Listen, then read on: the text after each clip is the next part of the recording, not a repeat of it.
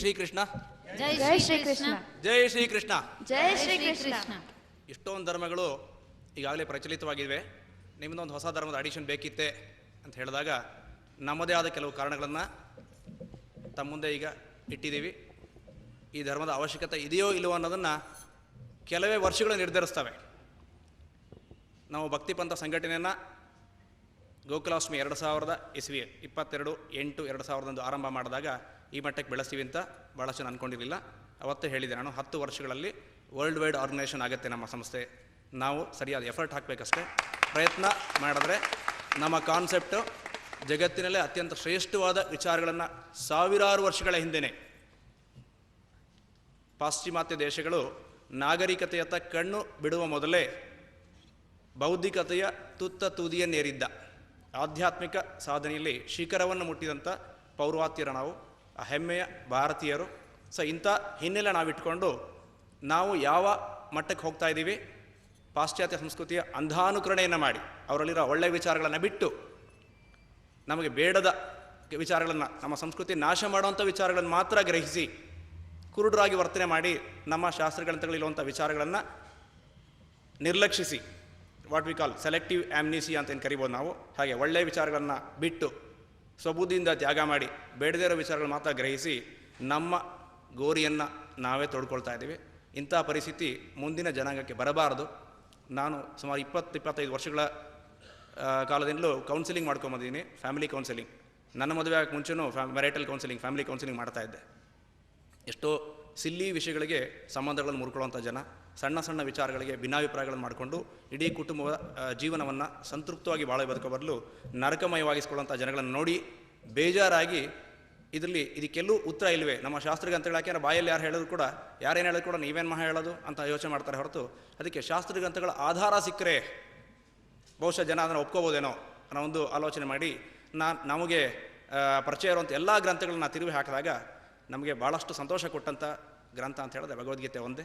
ಭಗವದ್ಗೀತೆಯ ಮಟ್ಟಕ್ಕೆ, ಅದರ ತೂಕಕ್ಕೆ, ಅದರ ಬೆಲೆಗೆ ಸಂವಾದಿಯಾದ ಗ್ರಂಥ ಜಗತ್ತಿನ ಯಾವ ಧರ್ಮಗ್ರಂಥಗಳು ಇಲ್ಲ. ಇದನ್ನು ಬಹುಶಃ ಕಂಪ್ಯಾರಿಟಿವ್ ಅನಾಲಿಸಿಸ್ ಮಾಡಿ ನಾವು ಅಭ್ಯಾಸ ಮಾಡಿದ್ರೆ ಇತರೆ ಧರ್ಮಗಳ ವಿಚಾರಗಳನ್ನು, ಧರ್ಮಗ್ರಂಥಗಳನ್ನು ಕೂಡ ನಾವು ಅವಲೋಕನ ಮಾಡಿದಾಗ, ಅನ್ಬಯಾಸ್ಡ್ ಮೈಂಡಿಂದ ಅವಲೋಕನ ಮಾಡಿದಾಗ ಭಗವದ್ಗೀತೆ ಅಂತ ಗ್ರಂಥದಲ್ಲಿರುವಂಥ ಪುಟ್ಟ ಗ್ರಂಥ, 700 ಶ್ಲೋಕಗಳ ಈ ಪುಟ್ಟ ಗ್ರಂಥಗಳಲ್ಲಿ ಬ್ರಹ್ಮಾಂಡದ ಜ್ಞಾನವನ್ನೇ ಕೃಷ್ಣ ಅಡಗಿಸಿಟ್ಟಿದ್ದಾನೆ. ಅರ್ಜುನನ ನಿಮಿತ್ತವಾಗಿ ಇಡೀ ಜಗತ್ತಿಗೆ ಬೋಧಿಸಿದಂಥ. ಯಾಕೆ ಇದನ್ನು ಹೇಳ್ತೀನಿ ಅಂದರೆ, ಅರ್ಜುನ ಭಗವದ್ಗೀತೆ ಬೋಧನೆ ಮಾಡಿಸ್ಕೊಂಡ ಕೆಲವೇ ದಿನಗಳಲ್ಲಿ, ಅಂದರೆ ಮಹಾಭಾರತ ಯುದ್ಧ ಮುಗಿದಿದ್ದ ನಂತರವೇ ಕೆಲವೇ ದಿನಗಳಲ್ಲಿ ಮಾಮೂಲಿ ಮನುಷ್ಯ ಆಗ್ಬಿಡ್ತಾರೆ. ಅಂದರೆ ಭಗವದ್ಗೀತೆ ಜ್ಞಾನ ಕೃಷ್ಣ ಅಂತ ಯೋಗದ ವಿಶಿಷ್ಟ ಸ್ಥಿತಿಯಲ್ಲಿ ಏನು ಬೋಧನೆ ಮಾಡಿದ್ದ, ಆ ಜ್ಞಾನವನ್ನು ಅರ್ಜುನ ಕೂಡ ಅರ್ಗಿಸ್ಕೊಳ್ಳೋಕ್ಕಾಗಿಲ್ಲ. ಅದು ಸತ್ಯ ಹೌದು. ಅಂಥ ಮೇಲ್ಮಟ್ಟದ ಸತ್ಯವನ್ನು ಅರ್ಗಿಸ್ಕೋಬೇಕಾದ್ರೆ ನಾವು ಕೃಷ್ಣನಷ್ಟೇ ಸಹೃದಯರಾಗಿದ್ದರೆ ಮಾತ್ರ ಸಾಧ್ಯ. ಸಹೃದಯತೆ ಅನ್ನೋ ಪದ ಬಳಸಿದ್ದೀನಿ. ಸಹೃದಯತೆ ಅಂದರೆ ಸಮಾನವಾದ ಹೃದಯ ಇರಬೇಕು ಅಂತ. ಒಂದು ಕೃತಿ, ಒಬ್ಬ ಗ್ರಂಥಕರ್ತ ಏನಾದ್ರು ಒಂದು ಕಾದಂಬರಿ, ಒಂದು ಪುಸ್ತಕವನ್ನು ಬರೆದ್ರೆ ಅದರಲ್ಲಿರೋ ವಿಚಾರಗಳನ್ನು ನಾವು ಅರ್ಥೈಸ್ಕೊಳ್ಬೇಕಾದ್ರೆ, ಗ್ರಹಿಸ್ಕೊಳ್ಬೇಕಾದ್ರೆ ಆ ಮಟ್ಟಕ್ಕೆ ಹೋಗಬೇಕು. ಆ ಗ್ರಂಥಕರ್ತನ ವೈಬ್ರೇಟ್ರಿ ಲೆವೆಲ್ಗೆ ಟ್ಯೂನ್ ಆದಾಗ ಮಾತ್ರ ನಾವು ಅವನ ವಿಚಾರಗಳನ್ನು ಗ್ರಹಿಸೋಕ್ಕೆ ಸಾಧ್ಯ ಆಗುತ್ತೆ. ಅದರ್ವೈಸ್ ಭಾಳ ಕೆಳಮಟ್ಟದಲ್ಲಿ ನಮಗೆ ತೋಚಿದ ಹಾಗೆ ಕುರುಡರು ಆನೆಯನ್ನು ಮುಟ್ಟಿ ಆಂಶಿಕ ಸತ್ಯಗಳನ್ನು ಕಂಡುಕೊಂಡ ಹಾಗೆ ಅದೇ ಸತ್ಯ ಅಂತ ಹೇಗೆ ವರ್ಣನೆ ಮಾಡ್ತಾರೋ ಆ ರೀತಿ ನಾವು ಯಥಾರ್ಥ ಗ್ರಹಣ ಮಾಡೋಕ್ಕಾಗಲ್ಲ. ಸೊ ನಾವು ಫೇಲ್ಯೂರ್ ಆಗ್ತಾ ಇರೋದಿಲ್ಲೇ. ನಾವು ಅಲ್ಪತ್ವದಿಂದ ಭೂಮವನ್ನು ದಾಟೋ ಪ್ರಯತ್ನ ಮಾಡ್ತಾ ಇಲ್ಲ, ಭೂಮವನ್ನು ಹಿಡಿಯುವ ಪ್ರಯತ್ನ ಮಾಡ್ತಾ ಇಲ್ಲ. ಹಾಗಾಗಿ ಭಗವದ್ಗೀತೆಯನ್ನು ಅರ್ಥೈಸಬೇಕಾದ್ರೆ ನಮಗೆ ಬೇಸಿಕ್ಕಾಗಿ ಒಂದು ದೃಷ್ಟಿಕೋನ ಇರಬೇಕು. ನಾವು ಅರ್ಜುನ ಆಗಬೇಕೋ ಕೃಷ್ಣ ಆಗಬೇಕೋ ಅದನ್ನು ಆಲೋಚನೆ ಮಾಡಬೇಕು. ಅರ್ಜುನ ಅಂತ ಹೇಳಿದ್ರೆ ವ್ಯಾಮೋಹ, ದ್ವಂದ್ವಗಳ ಸಂಕೇತ, ಅಲ್ಪಬುದ್ಧಿ, ಅಜ್ಞಾನ, ಕುರುಡು ವ್ಯಾಮೋಹ ಸಂಕೇತ. ಕೌರವರು ಭಾಳಷ್ಟು ಅನ್ಯಾಯ ಮಾಡಿ ಆತತಾಯಿಗಳನ್ನು ಕರೀತಾರೆ. 6 ಥರದ ಅನ್ಯಾಯಗಳನ್ನು ಮಾಡಿದವ್ರನ್ನ ಆತತಾಯಿಗಳು ಅಂತ ನಮ್ಮ ಶಾಸ್ತ್ರಗತ ವರ್ಣನೆ ಮಾಡುತ್ತೆ.